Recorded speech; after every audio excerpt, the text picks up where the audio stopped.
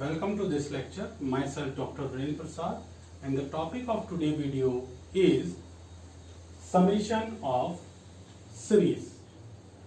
इस टाइप की जो सीरीज है वो एक इनफाइनाइट सीरीज है और इस इनफाइनाइट सीरीज का सम हम कैसे फाइंड कर सकते हैं आइए हम देखते हैं। इसमें हमारे पास जो सीरीज गिवन रहेगी इस फॉर्म में एक इनफाइनाइट सीरीज रहेगी, जैसे कि आप यहाँ पर देख रहे हैं limit n tends to infinity है, summation r is equal to 0 to n minus 1 upon n f r upon n।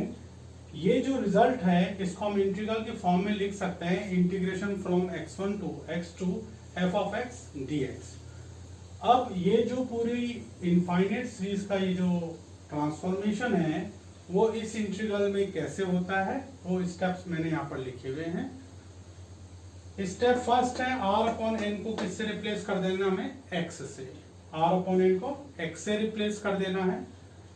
Second point जो है 1 अपॉन n किससे रिप्लेस हो जाएगा, dx से। थर्ड स्टेप है limit n tends to infinity summation r is equal to 0 to n minus 1, ये किससे replace करना है हमने, इंटीग्रल साइन से। अब बात आती है ये जो इंटीग्रल हमने यहाँ पर लिखा इसकी लोअर लिमिट और अपर लिमिट को हम कैसे फाइंड करेंगे। जो लोअर लिमिट है x1 उसको हम फाइंड करते हैं limit n tends to infinity r upon n और r इज इक्वल टू 0, यानी यहाँ पर जो सिग्मा यानी जो rth जो सफिक्स है वो कहां से स्टार्ट हो रहा है, r इज इक्वल टू 0 से अगर स्टार्ट हो रहा है तो हम यहाँ पर r is equal to 0 put कर देंगे और n टेंड्स टू इनफाइनाइट इस पे लिमिट को लगा देंगे। और सपोज कर लिया जाए अगर ये r इज इक्वल टू 1 से स्टार्ट हो रहा है समेशन, तब हम r is equal to 1 lower limit के लिए इस पे पुट करेंगे और limit n tends to infinity लगाएंगे, हमें लोअर लिमिट मिल जाएगी। सिमिलरली अपर लिमिट हो जाएगी आपकी x2, ये है limit n tends to infinity r upon n और इसमें r की जो वैल्यू रखेंगे हम वो क्या रखेंगे, अपर, जो समीशन का अपर है कहां तक ये समीशन जा रहा है, जैसे ये समीशन जा रहा है n-1 तक, तो यहां पर हम पुट करेंगे r is equal to n-1, right. और अगर यहां पर n होता तब हम अपर लिमिट के लिए r is equal to n put कर देंगे। इस चीज को आप जरूर से ध्यान रखिएगा, समीशन जहां से स्टार्ट हो रहा है और अगर r इज इक्वल टू 0 से स्टार्ट हो रहा है तो लोअर लिमिट में फाइंड करते समय आप r इज इक्वल टू 0 रखेंगे और r इज इक्वल टू अगर 1 से स्टार्ट हो रहा है तो r is equal to 1 put करके फिर limit n tends to infinity लगा के आप लोअर लिमिट फाइंड करेंगे। In similar manner upper limit अगर आप देखें सिग्मा कहां तक है, n-1 तक है, तो अपर लिमिट फाइंड करने के लिए r की वैल्यू आप क्या पुट करेंगे, n-1 पुट करेंगे और तब limit n tends to infinity लगा के लिमिट को फाइंड करेंगे। यस और अगर आपके पास r is equal to n तक ही जाता है तो r is equal to n रखकर आप फिर आप लिमिट फाइंड कर लेंगे, ठीक है। तो इसको हम समझने के लिए मैंने यहाँ पर एक एग्जांपल लिया, इस एग्जांपल से ये जो सारे सब्स्टिट्यूशन हैं इस पूरी इनफाइनाइट सीरीज को इस इंटीग्रल में बदलने के लिए वो इसको इस एग्जांपल से आपको समझ में आ जाएगा। तो देखिए सॉल्व करते हैं। Limit n tends to infinity summation r is equal to 0 to n यहाँ पर लिखा हुआ है और 1 अपॉन n प्लस r इसकी वैल्यू हमें फाइंड करनी, ठीक है। तो मैंने आपको इसमें क्या बताया था, ये हमारे पास क्वेश्चन है, अब हम इसका सॉल्यूशन फाइंड कर रहे हैं। सॉल्यूशन के लिए हमने लिखा limit n tends to infinity summation r is equal to 0 to n 1 upon n plus r, ठीक है।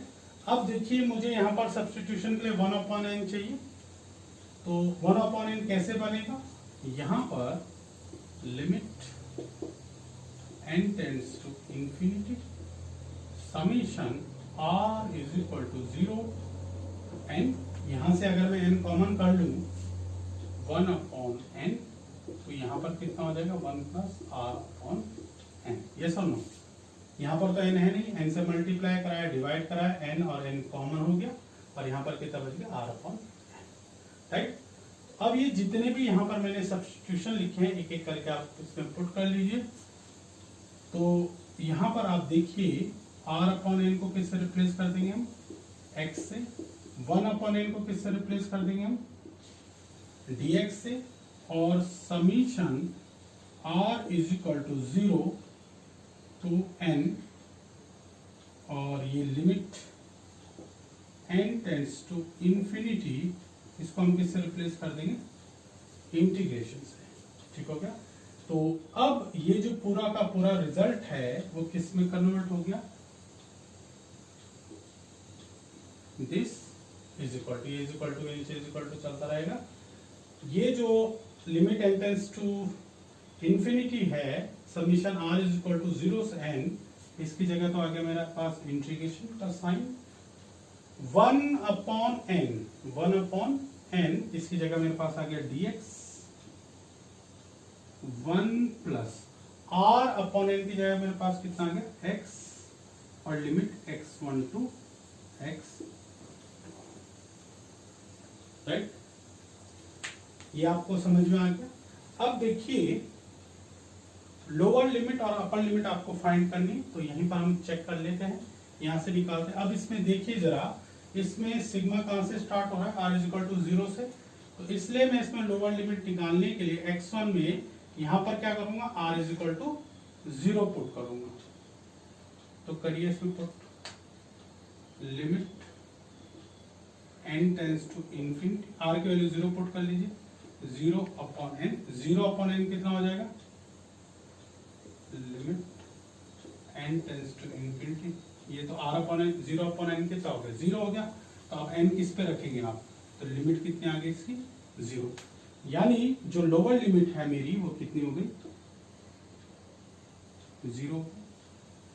अपर लिमिट कैसे फाइंड करते हैं, ये मैंने अभी आपको बताया था। जब अपर लिमिट आपको फाइंड करनी है तो आप ये देखिए समीशन कहां तक जा रहा है, n तक, तो यानी जो अपर पॉइंट है उसको आप इसमें r की जगह रिप्लेस करके लिमिट फाइंड करेंगे। तो करिए, इसमें r की जगह आप क्या पुट करेंगे, n पुट करेंगे, क्योंकि सिग्मा कहां तक जा रहा है आपका, कहां तक जा रहा है सिग्मा, n तक। तो ये कितना हो गया, n से n कैंसिल हो गया, limit n tends to infinity, यहाँ पर आ गया 1, n तो बचा नहीं, लिमिट किस में रखेंगे, तो 1 ही आ जाएगा। तो अपर लिमिट आपकी कितनी आ गई, 1 आ गई। अपर लिमिट अब आपकी कितनी आ गई, 1 आ गई, राइट। इसको इंटीग्रेट कर लीजिए, 1 अपॉन x, 1 प्लस x, इसका इंटीग्रेशन कितना होता है, log 1 प्लस x, और limit 0 to 1। Upper limit put करेंगे यहाँ पर x की जगह, तो log 1 plus 1 minus log 1 plus 0, this is. तो अब हम इसमें जब अपर लिमिट पुट करेंगे तो log 1 प्लस 1 log 2 हो जाएगा, और जब लोअर लिमिट पुट करेंगे तो log 1 प्लस 0 हो जाएगा। ठीक है, सो this is log 2 and this is log 1, log 2, आपको पता है log 1 की वैल्यू कितनी होती है, 0, so the answer is log 2। इसमें आप सभी जगह बेस ही लिख लीजिए, बेस ही लिख लीजिए, log e, ठीक है। और वैसे लॉगरिथम को मॉडुलस में लिखा जाता है, राइट। तो मॉडुलस में भी आप इसको लिख सकते हैं ऐसे। लॉग फंक्शन को हमेशा किस में लिखा जाता है, मॉड में लिखा जाता है, क्योंकि ठीक हो गया। तो ये तो कितना हो जाएगा, log 1 हो जाएगा ना, यस, log 1। मॉड ऑफ 1 कितना हो जाएगा, फिर log 1 हो जाएगा, log 1 की वैल्यू कितनी हो जाएगी, 0 हो जाएगी। So log of mod 2 is log 2 base ही आ गया ये आपका। So this is the summation of this infinite series. तो इसकी जो आंसर आ गया वो log 2 बेस ही आ गया।